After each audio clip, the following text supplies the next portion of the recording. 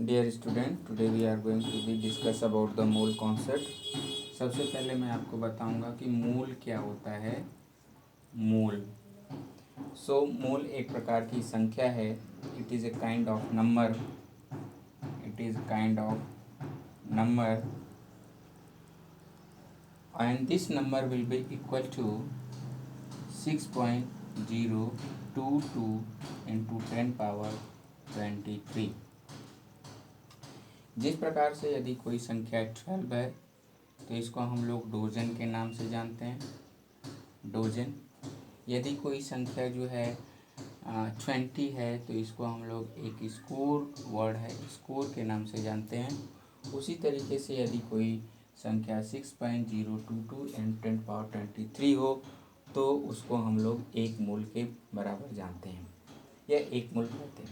सीधे सीधे मैं आपको न्यूमेरिकल प्रॉब्लम के ऊपर लेकर के चलता हूँ कि मोल कॉन्सेप्ट के बेस पे कैसे न्यूमेरिकल पूछा जाता है। तो मोल कॉन्सेप्ट के बेस पे 3 टाइप्स के न्यूमेरिकल आते हैं। पहला न्यूमेरिकल होता है बेस्ड ऑन नंबर n, दूसरा होता है बेस्ड ऑन वॉल्यूम v, तीसरा होता है बेस्ड ऑन मास यानी m। यानी न्यूमेरिकल प्रॉब्लम में आपको या तो नंबर दिया रहेगा, या तो वॉल्यूम दिया रहेगा, या तो मास दिया रहेगा। कोई भी एटम, कोई भी आर्टिकल हो सकता है, कोई भी सबस्टांस हो सकता है। यहाँ पे मैं आपको इम्पॉर्टेंट एक चीज़ बताना चाहूँगा कि ये जो मोल है यानी 6.022 इंटू 10⁻23 संख्या है, ये माइक्रोस्कोपिक सबस्टांसेस के लिए यूज किया जाता है। Microscopic substances in the sense atom, molecule, ion, electron, proton, neutron etcetera.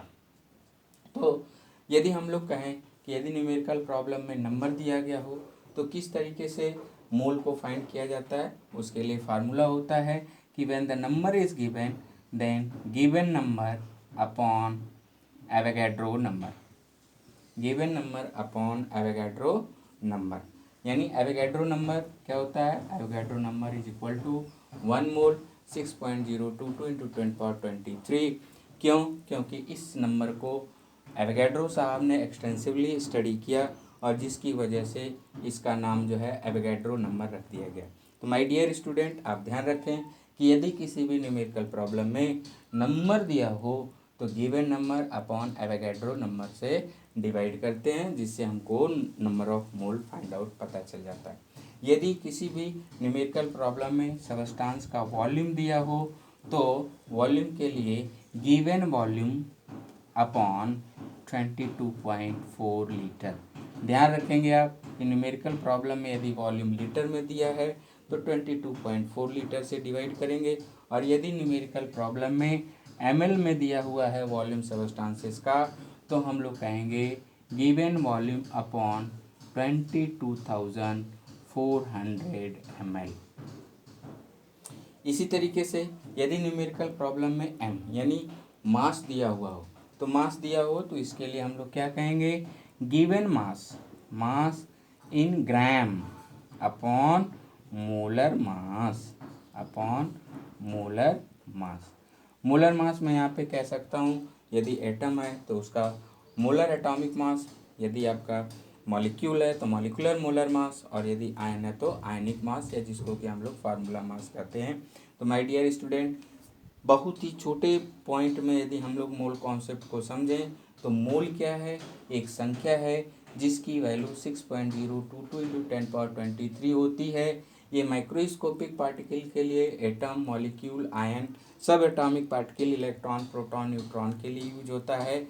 और इस मोल के बेस पे न्यूमेरिकल प्रॉब्लम आते हैं जिसको कि हम लोग सिंपली NVM से जो है याद रख सकते हैं।